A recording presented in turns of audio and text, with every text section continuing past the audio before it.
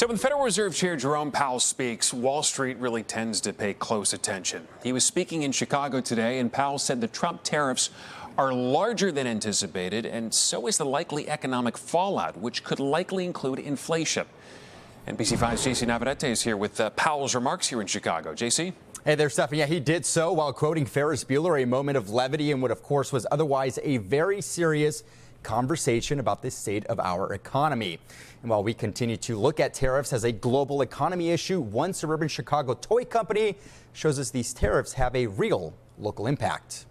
As that great Chicagoan Ferris Bueller once noted, life moves pretty fast. Fed Chair Jerome Powell quoting a line from the popular 80s film Wednesday as he made a stop in the Windy City.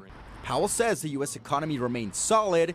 Powell noting the tariff levels President Trump announced were significantly larger than expected.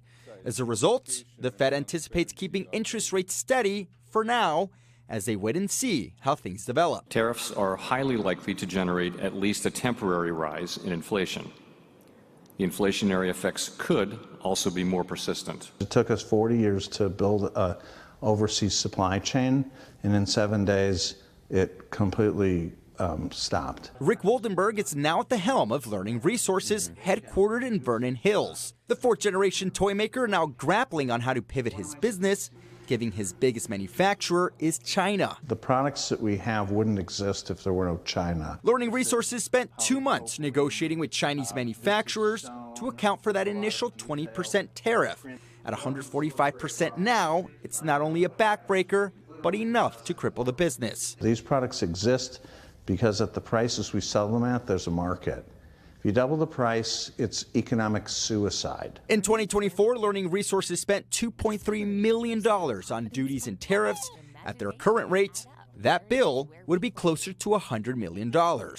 And those tariffs continue to not just impact companies like Learning Resources, but the economy as a whole. The Dow Jones shed roughly 700 points, down 1.7% on the day.